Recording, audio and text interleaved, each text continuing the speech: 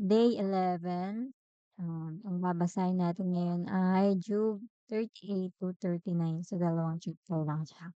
Bago tayo mag-start, mag-pray muna tayo. Father God, salamat Panginoon sa araw na ito, sa buhay at kalakasan na meron kami. We pray, Panginoon, na samahan mo kami sa pagbabasa ng iyong banal na spirit, ng iyong banal na salita, at yan mo, Lord, ng iyong banal na spirit ang siyang manguna, at turuan kami, Lord, na maunawaan ang mga ito. Sa'yo namin pinagkakatiwala ang lahat ng bagay. In Jesus' name, Amen. Job 38, ang sagot ng Diyos kay Job. Pagkatapos nito, sumagot ang Diyos kay Job sa pamamagitan ng malakas na bagyo. Sino kang mag-aalinlangan sa aking kaalaman?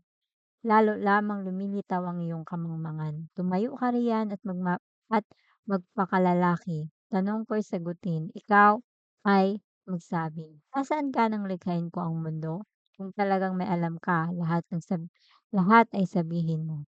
Sino ang nagpasya tungkol sa lawak nito? Sino ang sumukat? Alam mo ba ito? Sino ang may hawak ng mga haligi ng mundo? Sino ang naglagay ng mga panukalang bato? Noong umaga Noong umagang iyon, ang mga bituin nag-aawitan. Ang mga nilalang sa langit ay sa tuway nagsigawan. Sino ang humarang sa agos ng dagat? Nang mula sa kalaliman ito'y sumambulat.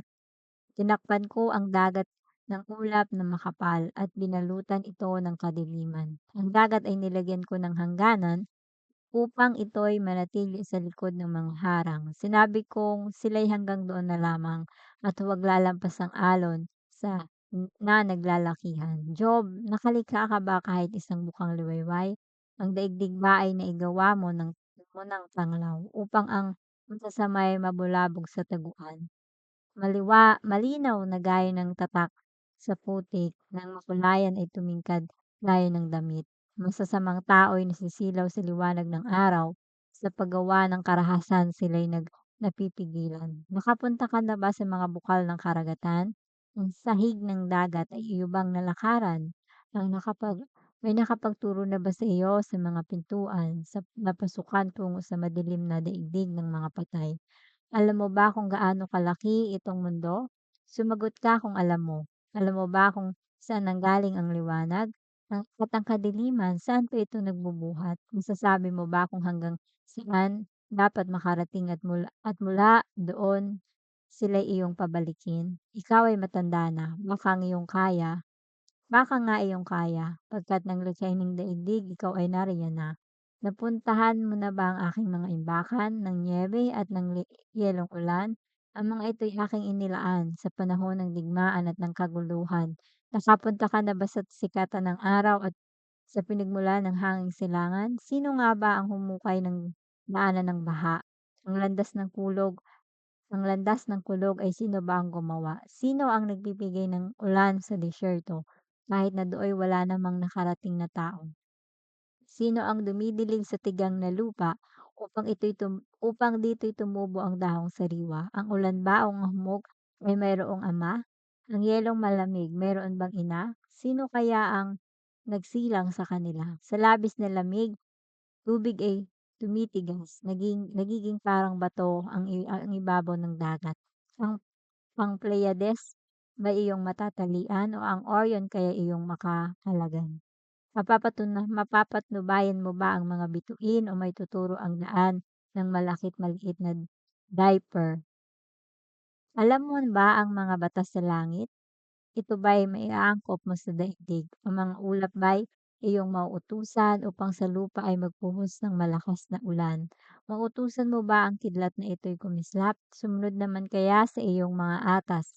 Sino ang nagsasabi sa ibong ibis kung kailan tataas ang ilog Nilo? Sino ang nagpapabatid sa tandang upang ibadya ang pagdating ng bukang liwayway? Sino ang makakabilang sa ulap na makapal o makakapagtaob nito upang pumuhos ang ulan? Ang ulan na sa alabok ay babasa kapag iyon ay natuyo, magiging matigas na lupa. Maihahanap mo ba ang pagkain ng mga leon upang mapawi ang kanilang gutom habang sila'y naroon sa kanilang taguan? Paribang pagkain kanilang hinihintay. Sino ang nagbibigay ng pagkain sa mga ibon? Sino ang bumubusog sa kanilang inakay na nagugutom? Verse 39. Ang panganganak ng mga kambing, alam mo ba kung kailan? O ang panahon na ang usa ay magsisilang? Bilang mo ba ang anak ng anak? Bilang mo ba ang araw ng anak niya habang nasa tiyan? Alam mo ba kung kailan ito iluluwal? Namasdan mo ba habang sila ay gumagapang sa pagbubukas ng sinapupunan upang ang anak ay isilang? Ang kanilang mga anak noon lumalaki sa parang at kapag malaki na ay tuluyang lumilisan. Sino ba ang nagbibigay laya sa mga asno? Sa asnong maiilap ang nagpalaya ay sino? Tirahang ibinigay ko ay pangkaparangan at doon sa maalat na kapatagan. Sila'y lumalayo sa lungsod na maingay upang mapag-amo at hindi mautusan. Ang pastulan nila'y ang kaburulan. Hinahanap nila'y sariwang damo. Ang mailap na turo, iyo kayang mapagtrabaho? Maitali mo kaya sila mo siya isang gabi sa iyong kuwadra? Patatalian mo kaya siya ng lubid upang ang paghararo ay magamit at sa paghila ng suyod sa iyong mga bukid? Iyo bang maaasahan ng lakas na taglay niya? Mabibigat mong gawain, may pagkakatiwala ba sa kanya? Umaasa ka ba na siya ay magbabalik upang sa ani mo ay siya ang gumiik? Ang pakpak ng ostrich o ang gandang kumakampay, nagbabadya kaya iyon kahit bayaang mahagyang pagmamahal? Ang kanyang mga itlog sa lupa ay iniiwan, ito hinahayaan sa lupa ay mainitan. Di niya iniisip na baka ito'y matapakan o baka madurog ng mailap na nilalang. Sa mga inakay niya, siya ay malupit, hindi niya alintanang hirap niya'y di masulit. Sapagkat pangunawa ay di ko siya binigyan, di ko hinatian ng kahit kaunting katalinuhan. Ngunit napakabilis kapag siya'y tumatakbo, pinagtatawanan lang niya kahit ang kabayo. Ikaw ba ay nagbigay ng lakas sa kabayo? Ikaw ba ang naglagay ng magandang buhok nito? Ikaw ba ang nagpapalukso dito na parang balang at kapag humahalinghing ay kinakatakutan, nagpapakitang gilas sa pagkamot niya sa lupa, napakabilis tumakbo upang makipagtimah. Siya ay nagtatawa sa gitna ng panganib sa tabak na nakaumang, hindi siya nanginginig. Ang mga sandata ng sa kanya'y nakasakay sa sikat ng araw kumakalampag at kumikinang. Sa bilis ng kanyang takbo, lupa'y parang nilololon. Hindi siya mapakali kapag trompeta ay umugong. Sa tunog ng trompeta ay halinghing ang sagot niya.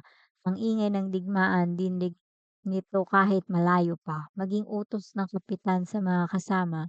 Ikaw ba ang nagturo sa lawin upang ito'y makalipad kapag ikinakampay ang pakpak tungo sa timog ang tuhak? Naghihintay ba ng iyong utos ang agila upang sa mataas na bundok gumawa ng pugad niya? Matataas na bato ang kanyang tirahan, sa mga pagitan ng bato ang pinagkukutaan. Ang kanyang biktima ay doon niya pinagmamasdan kahit malayo pa ay ng kanya ng tatanaw. Sa kanyang mga inakay, dugo ang ibinubuhay at tiyak na naroon siya kung saan mayroong bangkay. So doon nagtatapos yung ating Bible reading ngayon, 8 minutes and 50 seconds. Salamat sa Panginoon sa kanyang mga salita. Siguro yung pinakanatutunan ko dito ay itong ito yung tumatak sa isip ko, yung sumagot ang Diyos sa pamamagitan ng malakas na bagyo. So sobrang haba ng salita ng Diyos. So grabe pala yung bagyo 'no, tagal. Pero gano'n nga, do'n natin makikita sa ating mga nabasa kung gaano kadakila ang Diyos na hindi natin kayang sukatin yung mga nangyari, yung kanyang mga ginawa. Kaya wala tayong mai-question sa kanya sa lahat ng bagay, kahit ng mga bagay na nangyari sa ating buhay. Bago tayo tapos mag-pray muna tayo. Father God, salamat sa iyong mga salita ngayong araw. I pray, Panginoon, na ikaw ang manguna at patuloy, Panginoon, na maghari sa aming buhay. Salamat, Panginoon, sa confirmation, Panginoon, na tunay ka na Diyos Dahil Lord yung mga sinabi mo Panginoon sa dalawang chapter na ito ay tunay naming makikita Lord, yung mga agila, yung mga ostrich, yung mga kabayo. Tunay nga po Panginoon na yung mga kalakasan ng mga hayop na ito, yung mga katalinuhan ng mga hayop na ito ay hindi namin kayang pantayan at hindi namin kayang ipaliwanag kung bakit may gano'n silang kakayahan. Ngunit Lord, kung kami ay tumingin sa inyo, sa iyong kapangyarihan, kaluwalhatian, alam namin Lord na walang imposible sa inyo, Panginoon. Kaya mong gumawa ng mga gano'ng kababalaghan, Lord. Kaya mong magkaroon ng gano'ng character yung mga hayop na ito dahil ikaw ang may-ari ng lahat ng bagay. Lord, the same way, Panginoon, alam mo yung mga nangyayari sa aming buhay. Alam mo yung kalakasan namin, yung mga hinaan namin, Lord, at kung paano nga, Panginoon, na hindi namin alam yung plano mo, Panginoon. Ngunit alam namin, Lord, na para ito sa aming kaibubuti, Lord. Sabi mo nga, Panginoon, ikaw ay nagbibigay ng mga pagsubok upang patuloy, Lord, na lumakas ang aming pananampalataya sa inyo. Kaya, Lord, salamat dahil, Lord, kung meron kaming mga pagsubok, ito ay nagpapatunay, Lord, na mahal mo kami at ang mga mata mo ay nasa amin at gusto mo, Panginoon, na kami ay lumakas at patuloy na mag-closer sa inyo, Panginoon, upang patuloy naming makita, Lord, ang iyong kaluwalhatian sa mga panahon kami ay nanghihina, Lord. Patuloy namin makita, Lord, kung paano ka mag-provide sa mga panahong kami ay nangangailangan. Lord, patuloy mo abutin ang iyong mga anak sa araw na ito. We declare, Panginoon, yung promise mo, Panginoon, na hindi mo kami iwan at hindi mo kami pababayaan, Panginoon. At hayaan mo, Lord, na sa buong araw ay maranasan namin, Panginoon, ang iyong pag-ibig, Panginoon, ang iyong pangako, Panginoon, na nasaan man kami ng sitwasyon ng aming buhay, ay makikita namin, Panginoon, kung paano ka kumilos, Panginoon. Yung mga bagay, Panginoon, na hindi namin alam yung gagawin, yung mga bagay, Lord, na hindi namin kontrolado, Panginoon. Ngunit, Lord, we surrender it all to you, Panginoon. Dahil naniniwala kami, Lord, na ikaw ang may control ng lahat ng bagay at ang lahat ng bagay, Panginoon, ay gagawin mo, Panginoon, para in favor namin, Panginoon. Maging sa mga may karamdaman, Lord, patuloy namin kiniklaim yung kumpletong kagalingan, Panginoon. At maging sa pag-iingat mo, Lord, sa amin, sa saan man kami pumunta, sa aming mga kanya-kanyang trabaho, at patuloy na pag-iingat, Panginoon, sa bawat mahal namin sa buhay. Sa'yo namin pinagkakatuwa, Lord, ang aming buhay at lahat ng meron kami in Jesus' name. Amen.